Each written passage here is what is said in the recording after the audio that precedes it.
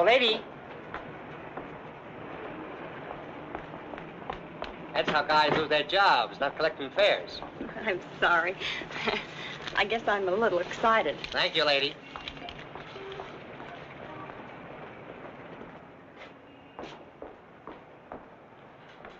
Good evening. Good evening. I'm Mrs. Stewart. Would you give me my husband's room number, please? Lieutenant Stewart. Lieutenant Stewart. Yes, he's arriving today. I wired for the reservation. Lieutenant and Mrs. Paul Stewart. You say you wired for a reservation? Yes, Mrs. Paul Stewart. I'm afraid there's been a slip-up. Apparently your wire wasn't received. But I sent it 3 days ago. Well, I'm sorry, Mrs. Stewart. Unfortunately, there's nothing I can do for you. You mean I can't stay here? Well, I wish I could help, but we're completely booked up. But I've got to stay here. This is the only place we can find each other. I thought for 2 years he was dead, and now I don't know if he's been hurt or what. Please don't be upset, Mrs. Stewart. Perhaps I can arrange something. Has Mr. Walters checked in yet? No, sir, not until tomorrow. Fine, then we can give them 816C for the night. But you will have to leave by noon tomorrow. Yes, of course. Thank you very much. Not at all. Will you register, please?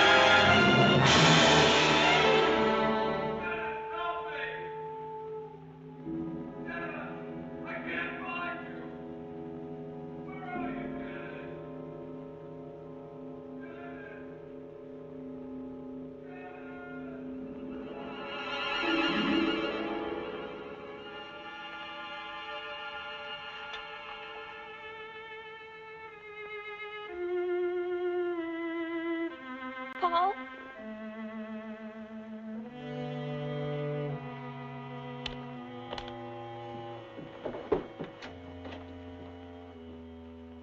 Paul!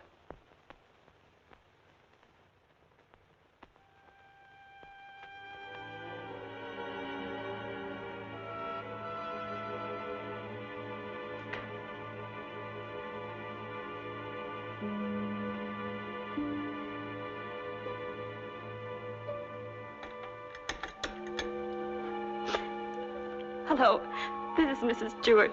Did my husband come in? No, thank you.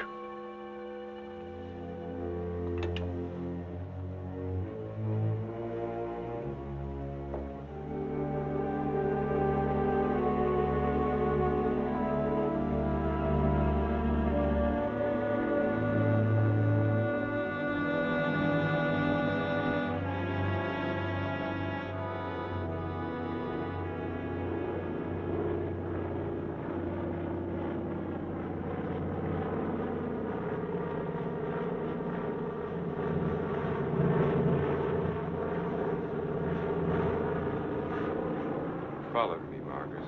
You've been spying on me.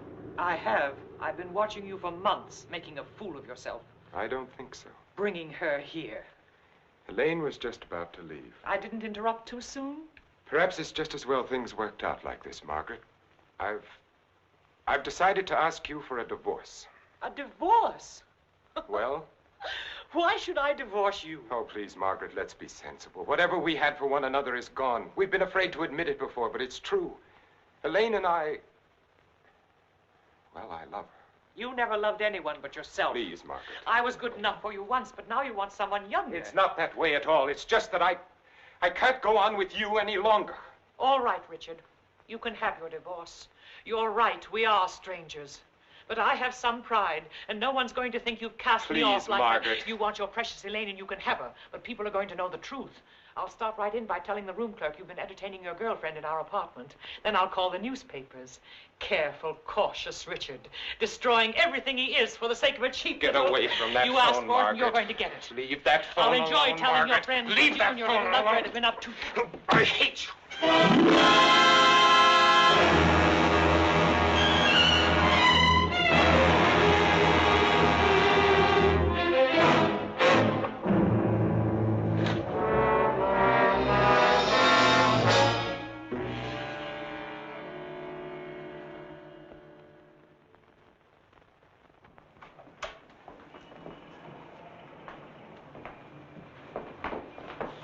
Good morning.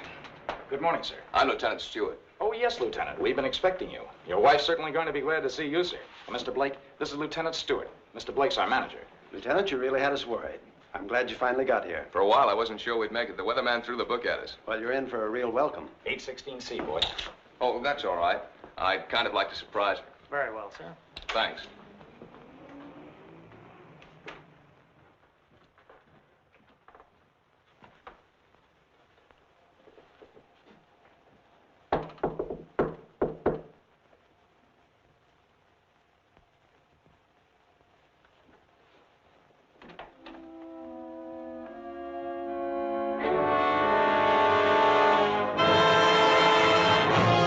Janet.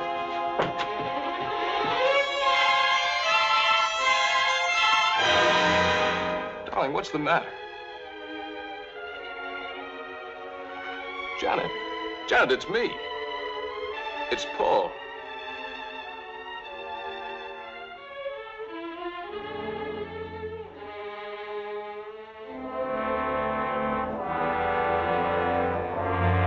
Janet.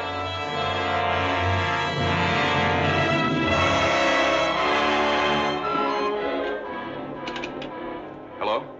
Hello, operator? This is Lieutenant Stewart calling. Can you send the house doctor to 816C right away? It's very urgent. Thank you.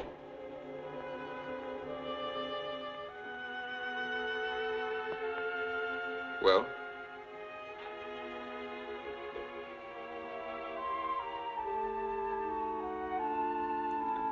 What is it? What's wrong with her, Doctor? I'm not sure. I think she's suffering from some sort of shock. I'll be frank with you, Lieutenant. This is a little outside my line. But there must be something you can do for her. We ought to call in a nerve specialist, a psychiatrist. Can you suggest one? There's a very good man in the hotel, Dr. Cross. If we're lucky, we might find him in. This is Dr. Blair. Will you see if Dr. Cross is in for me? Thanks. Cross has had a lot of experience with this sort of thing. I'm all right for a broken arm or an old-fashioned hangover. But when it comes to the mind, well... hello, Dr. Cross. This is Blair in the hotel. How are you? Say, I've run into something that's right up your alley. One of the guests here's had some sort of shock. No, I don't know what caused it. Oh, would you? Well, that's mighty nice of you. Thanks, Doctor. 816C. He'll be right with us. She was so alive when I saw her last. I can't quite believe this. Better snap out of it, Lieutenant. I don't want another patient. Dr. Cross is one of the best men in this part of the country. I'm very happy that he's going to have a look at it. I don't get it. What could have brought it on? I wish I could tell you. The mind's a strange instrument. What affects me may not bother you in the slightest. The workings of the mind depend on so many things inside as well as outside. You can't make hard and fast rules. Well, I suppose it is plausible that she hasn't been feeling well. Worrying about me, not knowing whether I was dead or alive. Then coming here and not finding me. That'll be Dr. Cross. Good morning, Doctor. Good morning. I appreciate your promptness. Not at all. The sooner you get to a case of shock, the better. This is Lieutenant Stewart, Dr. Cross. How do you do, Lieutenant? Thanks for coming, Doctor. My wife is in the bedroom. She doesn't know me. She doesn't seem to know anything. Were you here when it happened? I just got in a few minutes ago. When I opened the door, she was sitting on the divan. Her eyes were wide open. She was staring at nothing. Did you notice anything peculiar about her actions when you saw her last? I've been a prisoner of war for 2 years. I've just come home. Oh, I see. She's had a rugged time of it, all right. First thinking I was dead, then hearing from me. On top of all that, my plane was 12 hours late. Would you say that she was a nervous, imaginative girl? No, sir. I've known her all my life. We came from the same small town in Michigan. Went to school together. She's just a nice kid. What's wrong with her, Doctor? She's had a nervous collapse, went into shock. Where did you find her? In the living room. In the living room? You said she was sitting on the divan. Yes, right here. I see. What do you think could have caused it, Doctor? Well, that's difficult to say.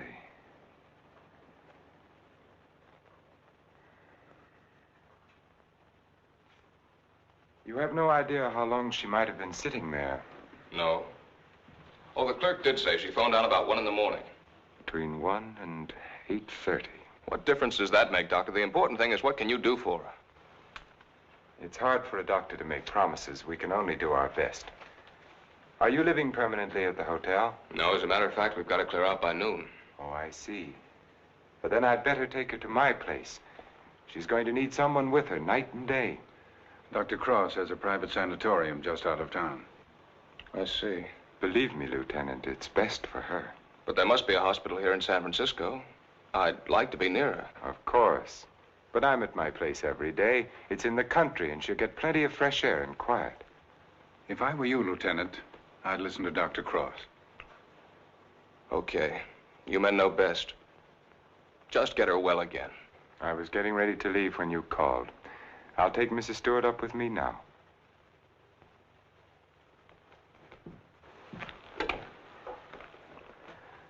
Hello, this is Dr. Cross. Will you get my office, please? I'm going along with her, Doctor. I'd rather you waited, Lieutenant, until I've been able to give her a thorough examination. It's quite possible your presence may excite her and do her more harm than good. It's just that it's been so long since I've seen her. Why don't you drive up with me tomorrow? Miss Jordan, will you call the hospital and tell Miss Hatfield to have a room ready for a new patient? We'll be there shortly. Yes, that's right. You pick us up at the hotel. Right.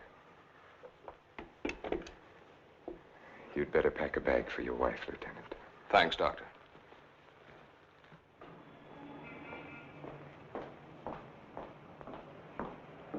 I'm from Dr. Cross's office. We were to pick up a patient. Oh, yes. They're on their way down now. Thank you.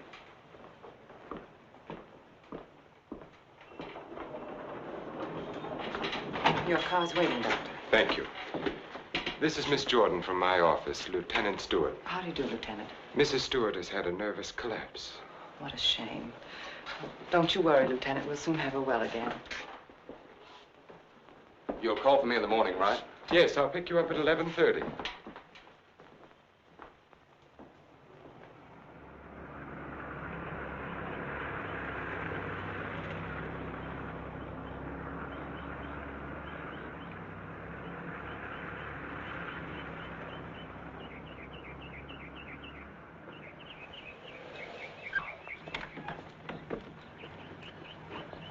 Put her to bed and have Dr. Stevens give her an injection of scopolamine. Yes, Doctor.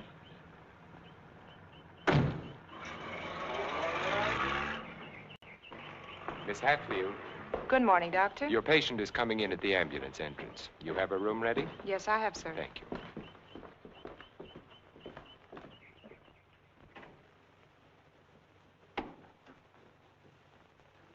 Good morning, sir. Good morning, Doctor. How is she? Quite relaxed, sir. What's her trouble? Amnesia shock. She's had her injection. Yes, she's ready to talk now. Thank you. That'll be all.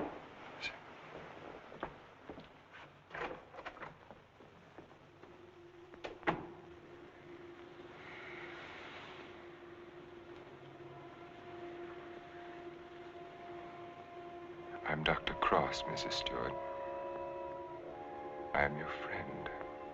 I'm here to help you. I want you to think. You're going to remember things now. You went to meet your husband at the Belmont Arms. Do you remember that? You were worried about Paul. He didn't arrive on time. You were too nervous to sleep.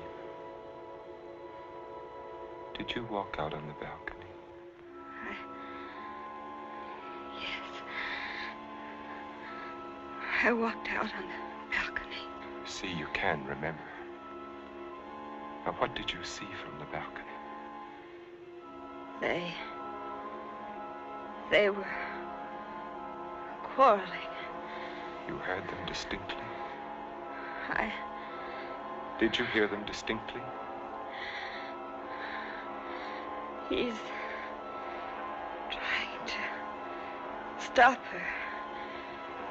He's going to hit her. He's hitting her head. He's killing her. Who? Who's hurting the woman? That man. He's her husband. He's killing her.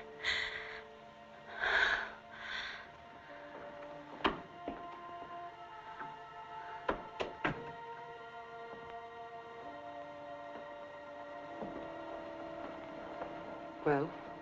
She knows, Elaine. She remembers. Her room was opposite my apartment. She walked out on the balcony. She heard everything.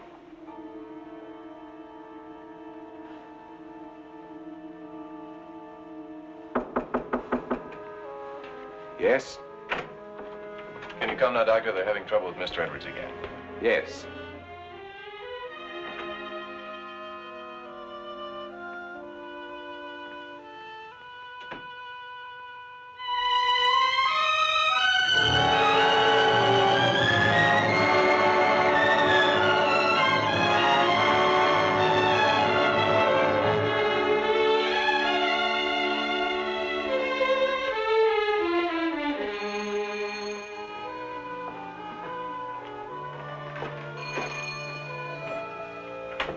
Darling, I didn't think you'd ever get here.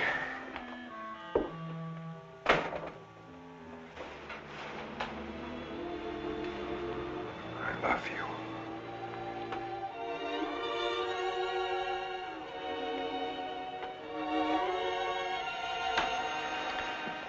You've got a headache. I can tell from your eyes.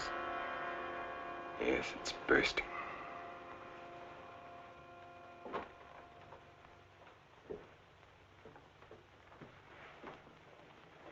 You did it?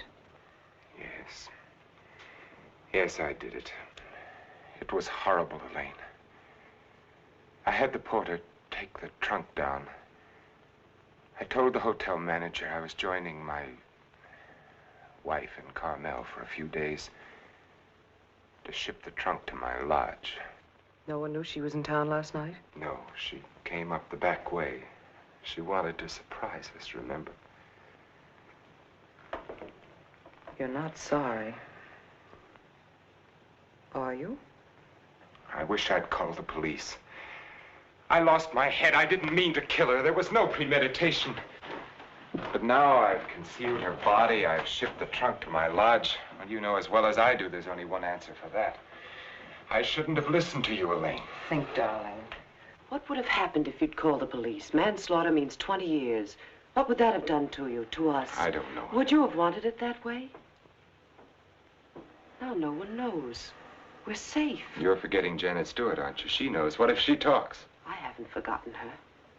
She can't tell what she's seen as long as she's in this condition, can she? The shock will wear off in a couple of weeks at the most. It'll wear off if you let it, Dick. Elaine, I'm a doctor. She'll talk only if you let her. You mean too much to me. It's the only way out, Dick. It's the one and only way out for us. If I don't know, Elaine, I've got to think.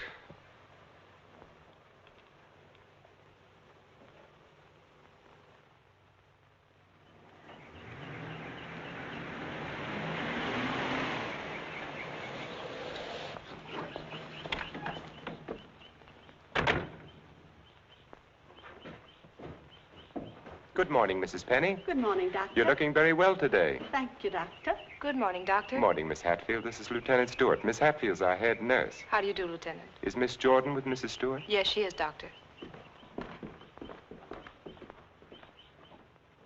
Good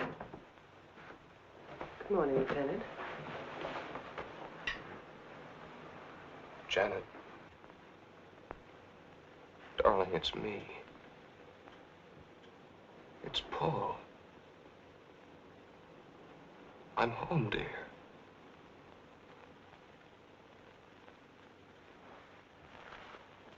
She's worse. Not really. She was restless, and we gave her a sedative. You've got to be patient, Lieutenant. It's going to take time. And you must try to stop thinking of your wife as she was. You see, when you were reported killed, she had a terrible time adjusting herself, but she did. Then when the news came that you were alive and on your way home, it was hard for her subconscious to accept that because the first adjustment had been so difficult. Then, of course, when your plane was late, she thought she'd been tricked, that you'd never sent that wire. Don't try and let me off easily, Doctor. Give it to me straight. Tell me, can you help her? That's a very difficult question to answer. Sit down, Lieutenant. The mind is a delicate, fragile thing. It's almost as intangible as faith. And that's what you're going to need. A lot of faith in yourself and in your wife and in me. Please don't think I haven't faith in you, Doctor, because I have. But yesterday, after you left with Janet, I needed someone to talk to. Of course. So I went to the Army hospital and I talked with some of the doctors. I told them Janet was in your care. They said that I couldn't find a better man. But, well, you know how it is. I figured that maybe two minds might be better than one. And I asked if another opinion mightn't help. Well, that's perfectly understandable. If you want a consultant, by all means, bring one in. Thanks. They recommended Dr. Franklin Harvey. Harvey?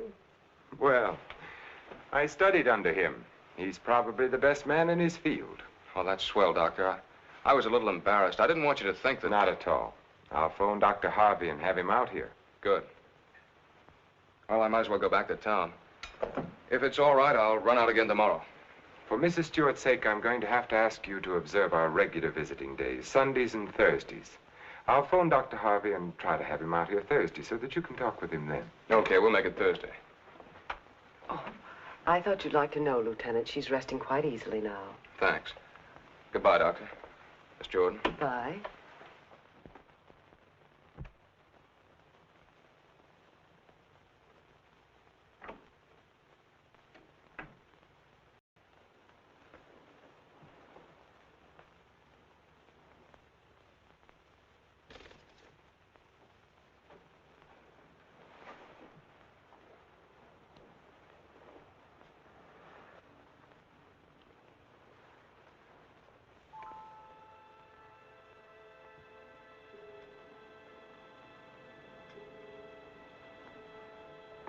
Mrs. Stewart. Mrs. Stewart. You're going out on that balcony again, Mrs. Stewart. You're looking into the other apartment. You're listening to the argument. Do you remember what happened to the woman? He's hitting her. He's hitting her with the candlestick. And now he's hitting you. No. Hitting you with the candlestick. Hitting your head again and again. My head is hurting my head. The candlestick is killing you. Soon you won't be able to remember anything. You can't hear the sound now. You can't hear anything. You can't hear. You can't remember.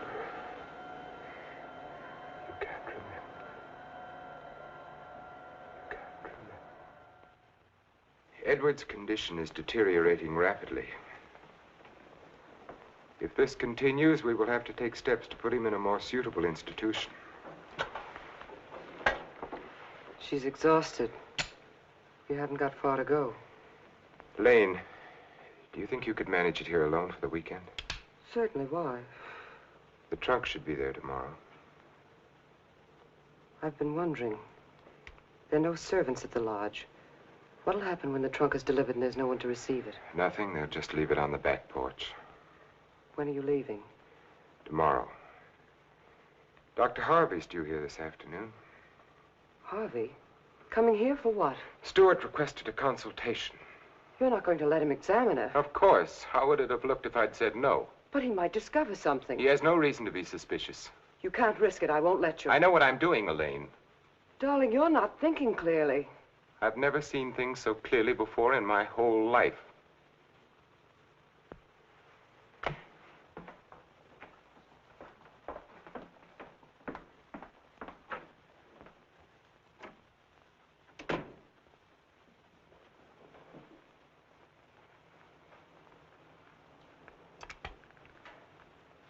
You'll send me a report on her spinal test? Yes, Dr. Harvey. And the other specimens? Yes.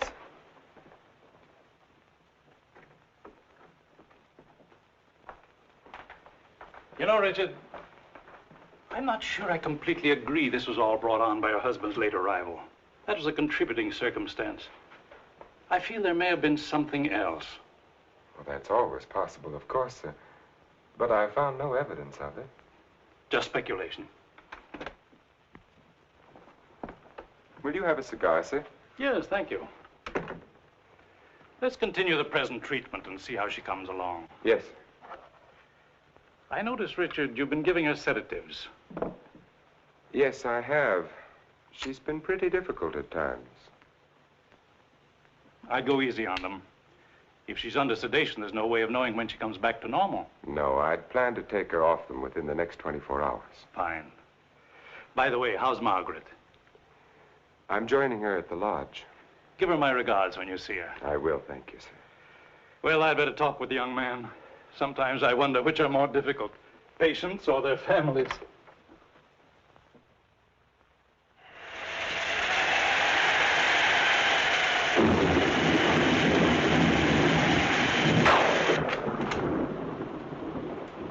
Hiya, beautiful. Hi. Yeah, what a night. You don't happen to know a blonde who'd like to relax with me, do you?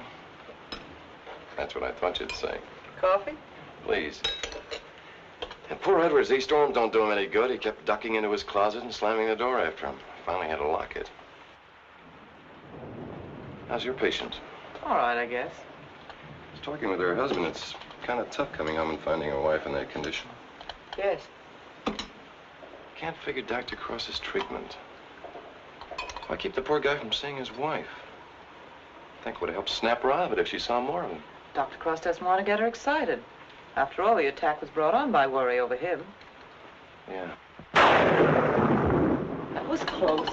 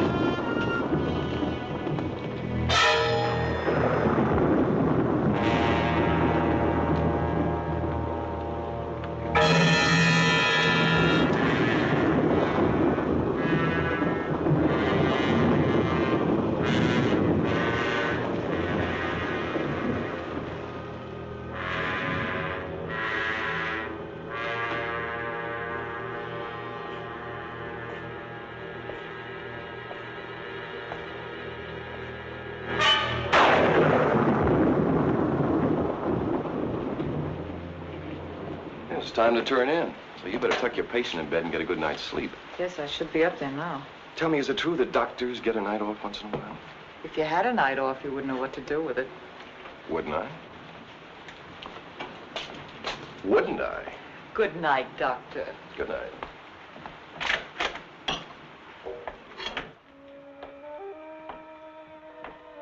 Well, another stormy weekend. It is my night off.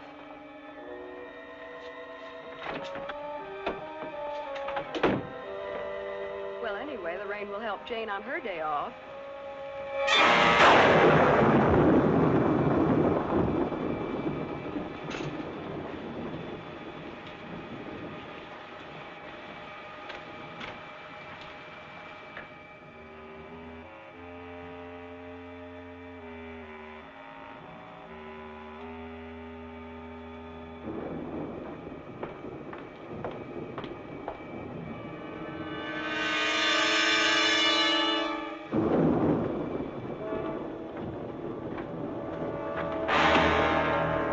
Who's there? Why, Mr. Edwards, you shouldn't be in here. Come, I'll take you back. Don't I?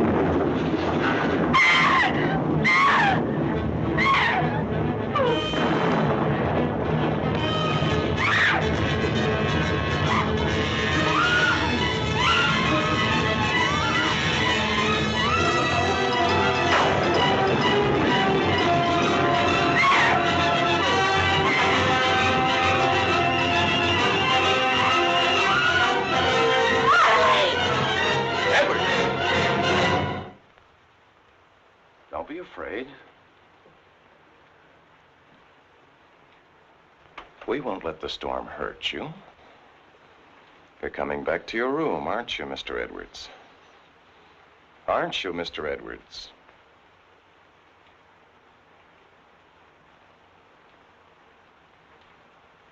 That's fine. Come along. Take care of him, Frank. Yes, Doctor. Come along, sir. Are you all right, Elaine? Yes. There, Mrs. Stewart, it's all over. Oh, he killed her. He hit her on the head and he killed her. Her husband killed her.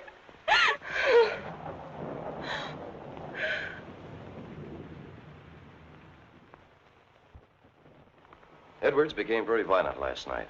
This morning we found that he had a key hidden away. I ordered the lock on his door to be changed. As for Mrs. Stewart, she's suffering from hallucinations. She keeps insisting that she witnessed a murder, which obviously... Come in. Oh, hello, Lieutenant. They told me I'd find you here. I hope I'm not interrupting. Not at all. It's kind of rough, isn't it? Yeah. She's out of her head.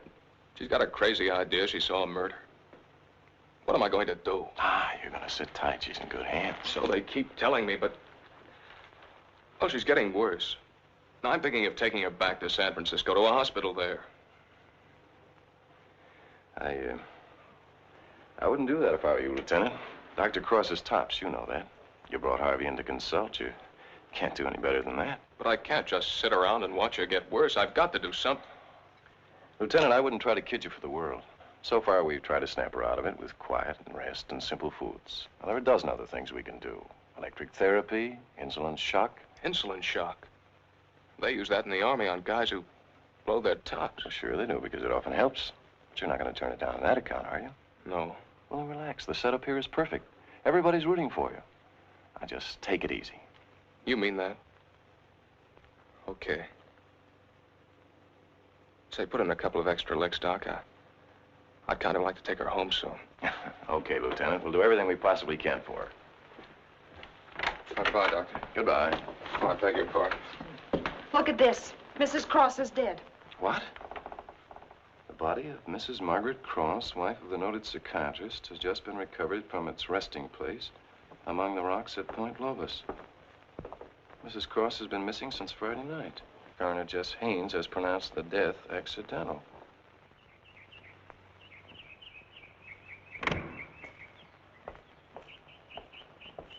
Good morning, Doctor. You have our deepest sympathy. Thank you.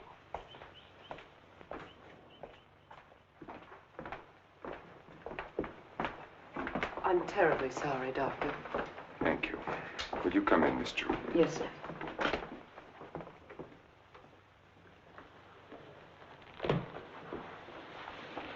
You're the perfect picture of a heartbroken husband. Am I? I've missed you. Driving back, there was time to think. I got to thinking about you. I asked myself, is she worth what I've done? Well?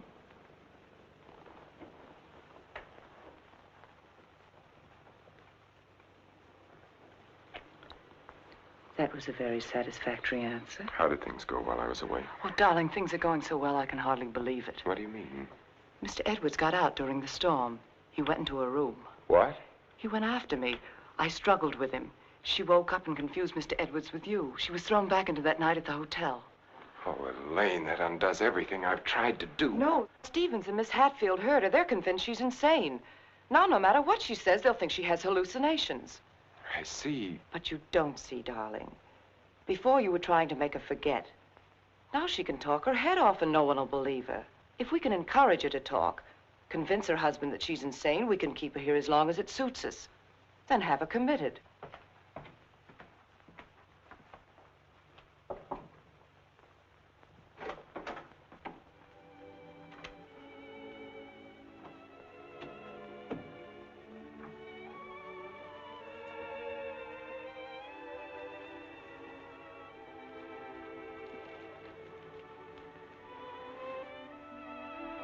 Darling. Janet, darling. It's me. Wake up. I'm here, dear.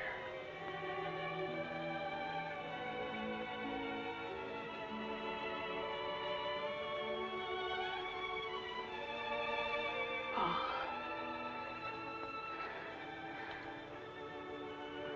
I've waited all night for you, darling. What took you so long? Don't worry, I'm with you now. We have to be out by morning, Paul. They won't let us stay. Lieutenant Stewart. You shouldn't be in here. Paul! It's him! Who is it, dear? Him! He killed her. He killed his wife. He picked something up, Paul, and he hit her with it. He was arguing with her, and he killed her. I know, dear. You've upset her, Lieutenant. You shouldn't have come in here. Come outside with me. Give her a hypodermic, nurse. Don't leave me here. You'll kill me. Come back. Easy, Paul, no. What is it, Doctor? What's happened to her? Lieutenant, I'm going to be perfectly frank with you. What you've just heard is something I've been afraid of. There are times when patients emerging from amnesia suffer from delusions. It doesn't happen often. I'd hoped it wouldn't happen in her case, but you heard her yourself. But why? Well, that's hard to explain. But if you come with me, I think I might be able to clarify it for you.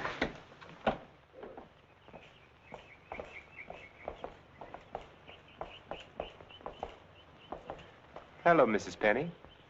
Good day, Doctor. How are you feeling today? Just fine, Doctor, just fine. That's a lovely thing you're knitting there. It's a shawl for one of my friends. Everyone here treating you well? Oh, yes, they're very nice to me. Dr. Stevens hasn't tried to kill me with that needle for a long while now. Neither has Miss Hatfield. Haven't I told you many times, Mrs. Penny, that no one here is trying to kill you? Oh, yes, they are. You all want to kill me. You're murderers, all of you.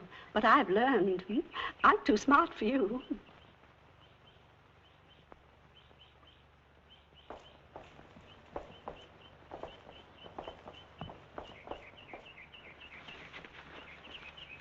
What you've just heard, Lieutenant, for the second time, is the typical attitude of many of our patients towards the hospital staff. But that old lady, she seemed all right. Mrs. Penny is suffering from a paranoid form of dementia praecox, characterized either by delusions of grandeur or delusions of persecution, or both. The patient, when confined to the hospital, almost invariably becomes convinced that the doctors and nurses who are treating him are really murderers intent on killing him.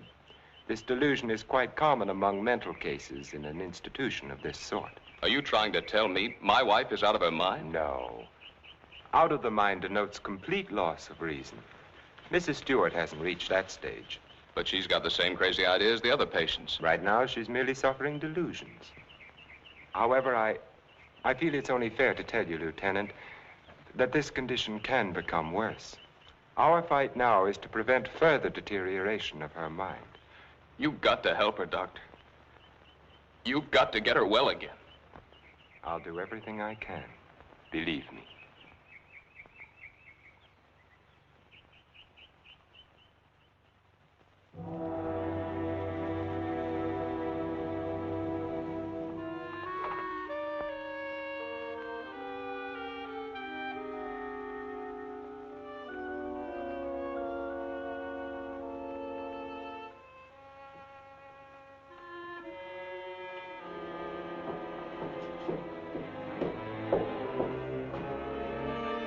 Come now, Mrs. Stewart, you shouldn't be out of bed. Will you help me, please? Please, please help me. Get the police here, please. We don't need the police, Mrs. Stewart. You come along with me and everything will be all You right. don't understand. There's nothing the matter with me. I want the police. That doctor's a murderer. But you go back to bed and we'll call the police. Don't talk to me as if I were crazy. I'm telling you the truth. Orderly. Now come along, Mrs. Stewart. No one is going to hurt you. No, Everything is let going to me be all go. right. Orderly! Let me go. No. I'm not crazy. I'm not crazy. I wish you could have been there to see her yourself. Yes, I heard about it this morning. She had the usual delusions. She kept insisting that you were a murderer. You know how they get. She wanted me to call the police. For a moment, she became very violent. I had to give her a sedative. I think we ought to do something about her. I agree with you, Doctor. I'll be in to see her in a few minutes. Thank you, sir. Thank you.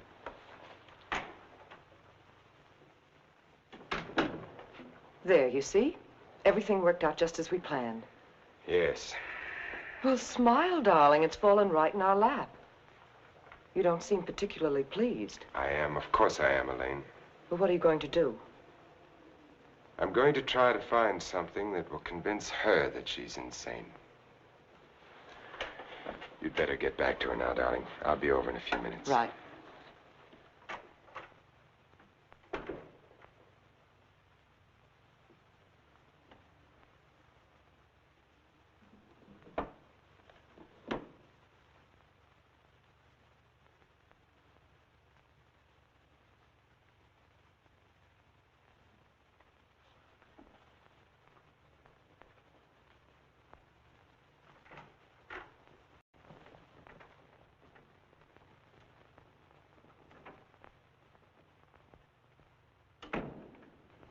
You feeling any better today? I'm all right. There's nothing the matter with me. Miss Jordan tells me that you're still talking about some woman I'm supposed to have killed. I've asked you to stop thinking about such things, Mrs. Stewart. But it was your own wife. If I can prove to you that you couldn't have seen me kill my wife, will you believe that this is a delusion you've been suffering from? You were arguing with her about a divorce.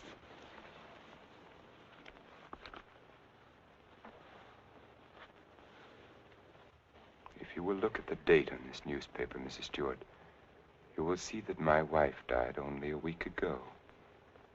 You have been a patient here for over 3 weeks now. 3 weeks? That's right. So you see, this has all been a very vivid dream. You must fight these dreams, Mrs. Stewart, or they're going to become worse, and we don't want that to happen. My mind is all right. It's not all right, Mrs. Stewart. Your mind is sick, and it's getting worse. My mind is all right. You wouldn't want your husband to see you in that condition, would you? He doesn't even want to see you when you're like this. You're losing your mind, Mrs. Stewart. No, no. Losing your mind.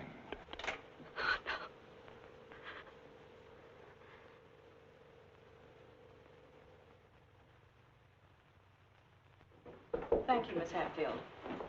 Dr. Cross, Yes? there's someone in your office to see you. Did I have an appointment? No, sir.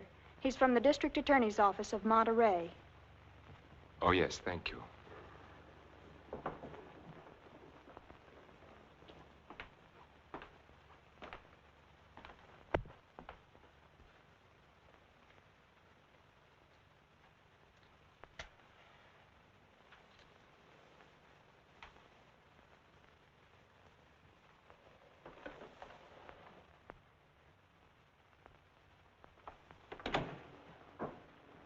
Dr. Cross?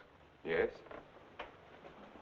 How are you? My name's O'Neill. I'm with the District Attorney's Office in Monterey County.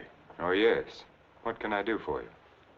It's in connection with your wife's death, Doctor. I thought the case had been closed. Something happened this week that made us consider the possibility that your wife didn't fall into that chasm by accident. I don't understand. A couple of days ago, someone broke into Harwood Lodge, beat Mrs. Harwood into unconsciousness, and made off with her valuables. We caught the thief day before yesterday.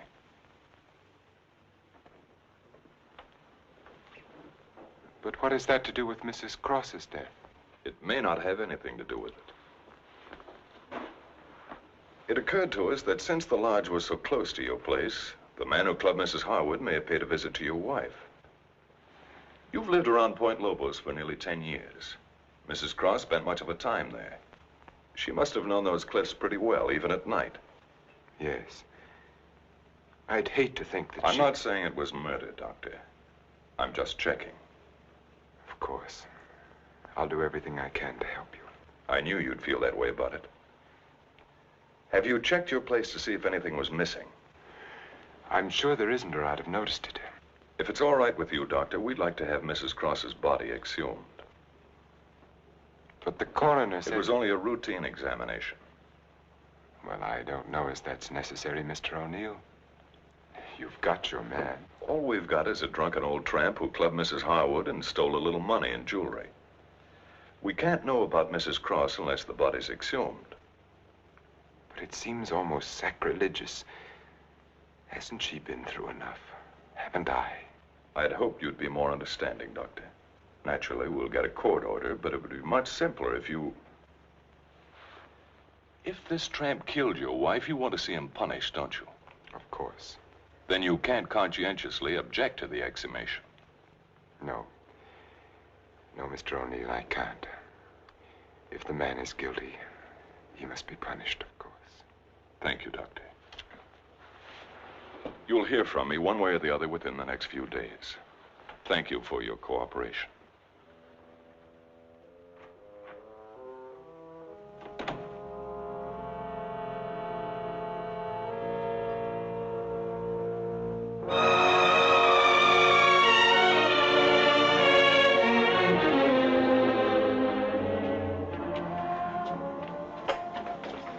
Darling, I've been so worried I didn't know what had happened to you.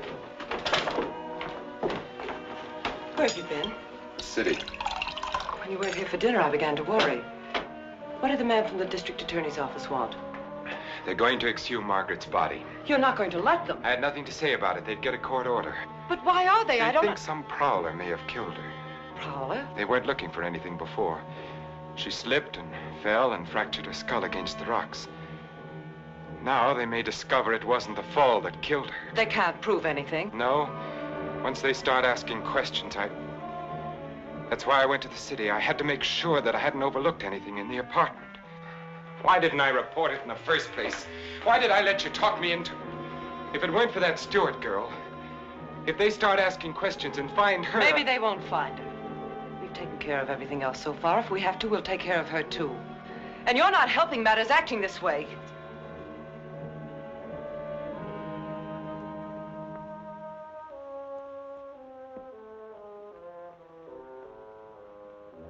If a man wanted to, if he had courage, he could get rid of her and no one would ever know. The doctor has an advantage. I could give her insulin shock treatment. Shock treatment's indicated in a case like hers. I could give her 4 injections. Then with the last one, an overdose. No one would ever know the difference. Then we'd be safe. No matter what the district attorney's office found, we'd be safe. They'd have nothing on us, Richard. We could get married then. You'd be yourself again, Richard. We'd find peace and quiet here, just the 2 of us. You don't think I'd do it, do you? Why not? Is her life more important than ours? I've had enough. Look, Elaine, I can't go on like this. Things keep piling up. First it was Margaret, and then tricking that child so that she'd forget. Then convincing her that she was insane. There's a limit beyond which even I can't go.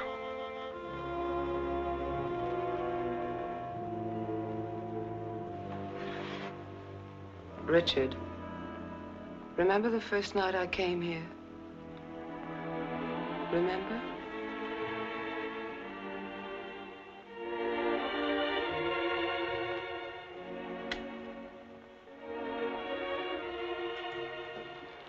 You were alone. You were sitting here in front of the fireplace with a sick headache. The lights were out. You didn't hear me when I knocked, and I opened the door and you said, "Oh, it's you, Miss Jordan." You called me Miss Jordan then, remember? I told you I had to see you about Mrs. Penny's prescription. You talked to me and you saw that I was tired and you asked me if I wouldn't have a drink. I hesitated and you said, "I won't bite your head off, Miss Jordan." And we had a drink. Remember? You sat here for a long time and then suddenly you laughed and you said your headache was gone. And you asked me about my family and I told you. And we both laughed.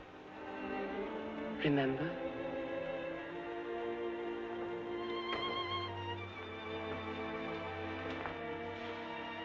Then you took me in your arms. I know you remember that. I won't do it, Lily. I won't do it.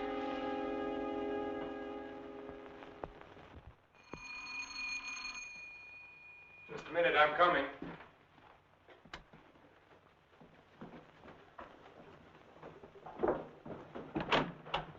Hello, Doctor.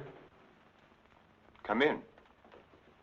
I hope you hadn't gone to bed. No. They told me at the hospital I'd find you here. I didn't expect to see you so soon, Mr. O'Neill. I thought you'd phone me if there were any developments. I had to serve the papers. Oh, yes? Coroner's inquest subpoena. Now it's legal. What did the coroner find? Your wife was murdered, Doctor. Oh.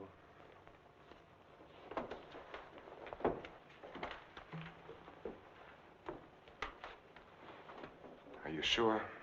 Yes, sir. Sit down, Mr. O'Neill. She was beaten over the head, suffered an explosive fracture. Death was practically instantaneous. This prowler you told me about, you think he did it? It seems so. He clubbed Mrs. Harwood. Your wife went out the same way. A pattern. Killers usually follow a pattern. You don't know how she was killed? I mean, the weapon? She was struck with a candlestick. A candlestick? Are you sure? A heavy silver one. How can you know? Microscope. There were particles of silver in the wound. They told us it was a silver object. There were bits of wax mixed in with the silver. They told us it was a candlestick. It must have been a heavy candlestick to have done the damage. Just routine, Doctor. A criminal doesn't have much of a chance these days, does he? No, sir. By the way, do you have any silver candlesticks at the lodge? We might have. I'd like your permission to go through the house. The murderer may have left the candlestick behind, in which case we'll get fingerprints. If he got rid of the weapon, we may be able to find the mate. Then we'll know what to look for. Of course, go right ahead. Thanks. Now, if we can find the candlestick, our troubles are over. By the way, when did you see Mrs. Cross last? Alive, I mean. Oh, a couple of weeks before she was killed. Why? Can you place it a little more definitely? I think so. Things had been piling up around here, and I needed a change. So I drove down to Point Lobos on a Friday night. Anyone see you? I don't think so. Why? We're trying to fix the exact time of her death. Well, I'm not sure anyone saw me. I drove down there on Friday night, left there around 9:30 Saturday night. Well, it's not too important. Naturally, I want to do everything I can to help you, Mr. O'Neill. If I think of anything, I'll get in touch with you. Thanks. Sorry to bother you so late. That's all right. See you at the inquest. Good night, Doctor. Good night.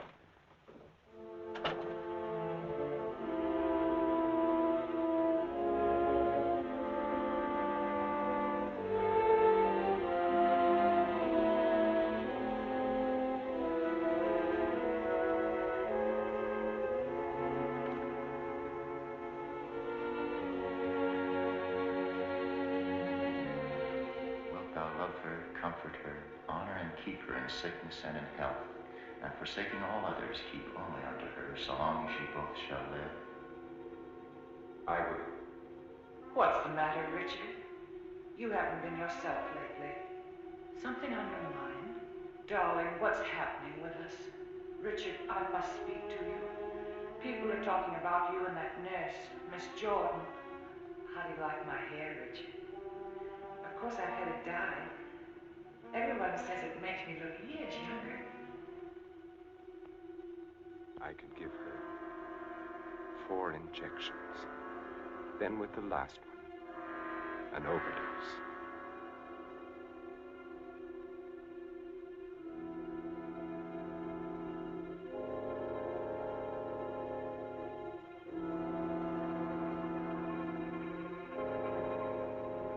Then we'd be safe. No matter what the district attorney's office found, we'd be safe.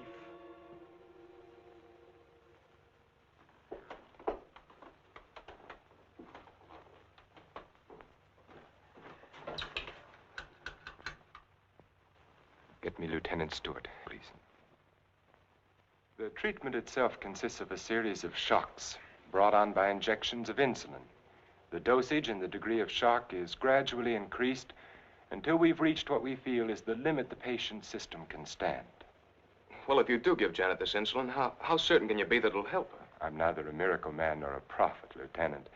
If medicine were an exact science and not an art, I might be able to tell you. But you think there's a chance? Yes, I do. I have seen it work in the Army. All right, Doctor, go ahead and try it. Fine. We'll begin the treatment tomorrow morning.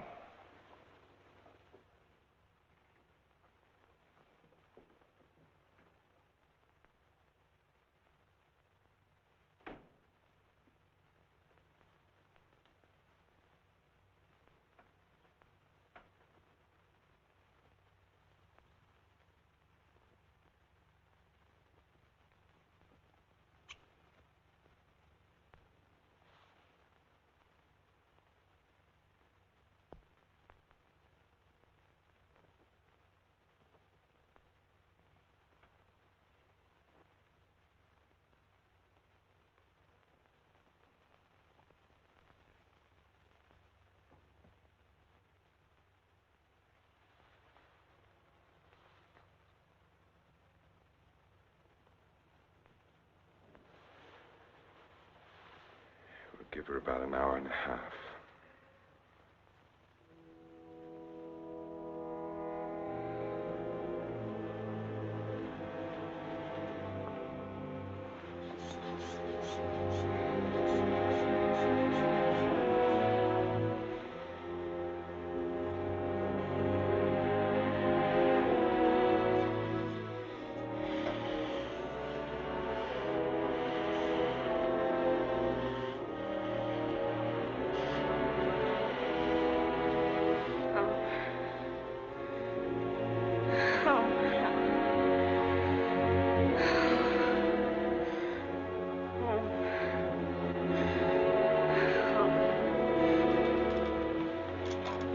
Watch her.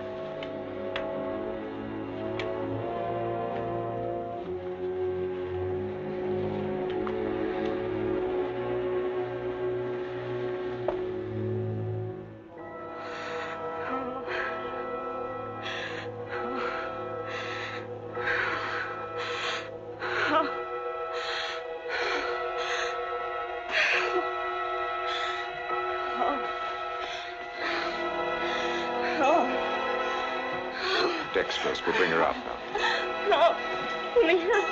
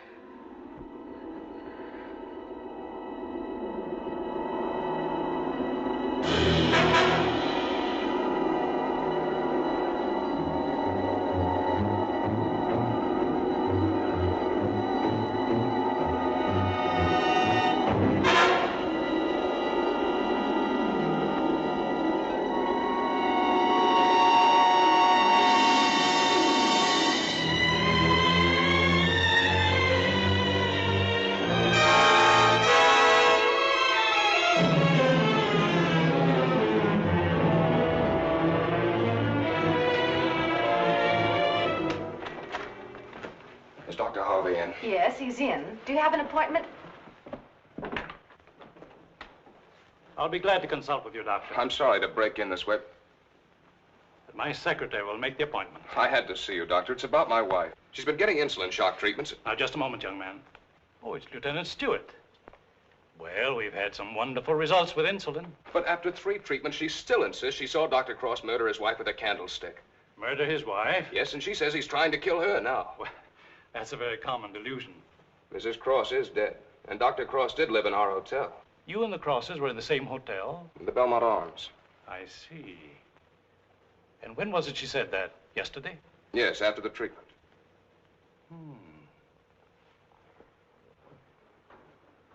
You realize it's hard to make generalizations. But as a rule, the patient is completely normal immediately after insulin shock. They may relapse into their hallucination after this lucid period. But for that moment, no matter how bad the case, the patient speaks the truth. You're telling me in your own way that Janet's normal. That she's got something on Cross, and he's pretending she's crazy to save his own neck. Well, I'm not saying quite that, but, Will you read this, Doctor?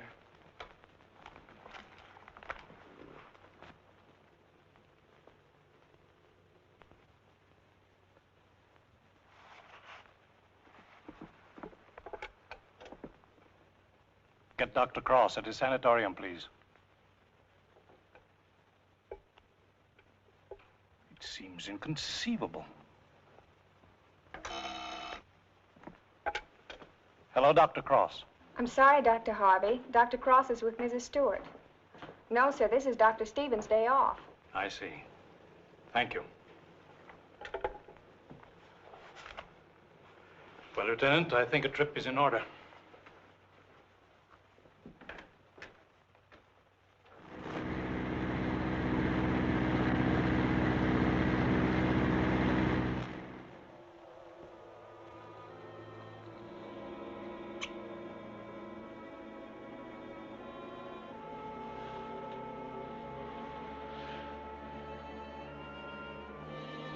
She's the only one who knows Richard. No matter what O'Neill says or anyone else, if she's out of the way, we've nothing to worry about.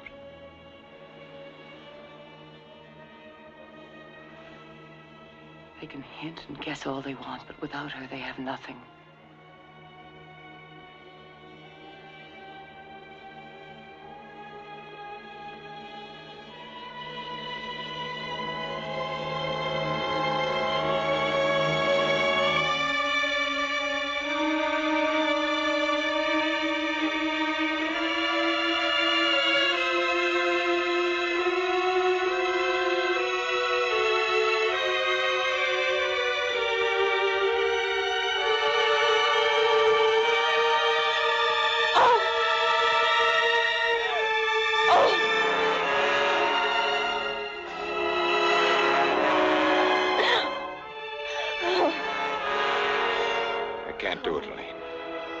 I've got to bring her out of it.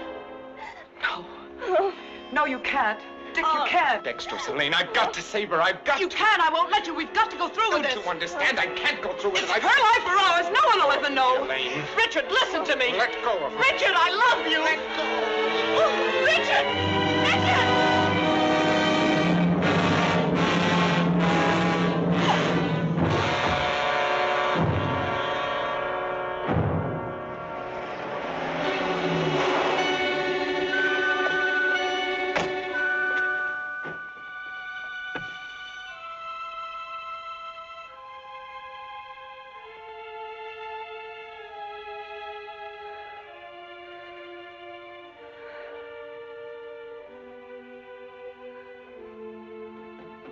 Dr. Cross, where is he? Mrs. Stewart. Come along, I may need you.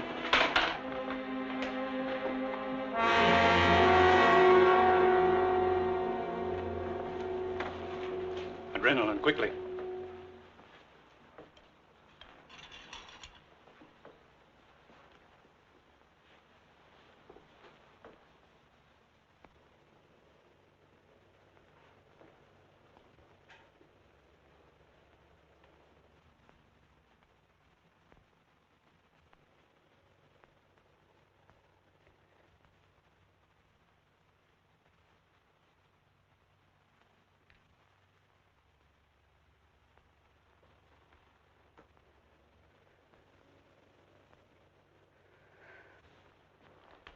Don't worry, son. She'll come out of it in a couple of hours, and you'll be able to take her home in 2 or 3 days.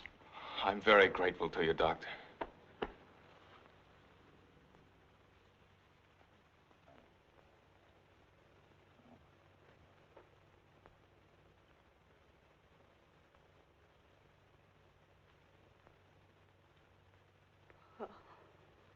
Oh, Janet, darling.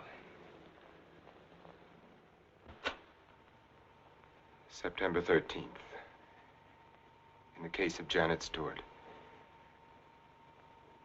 I gave her insulin shock again today, for the 4th time.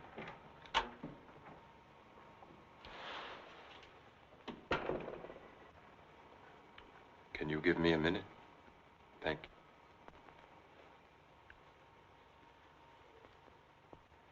Dr. Harvey completed the treatment successfully, and the case is closed.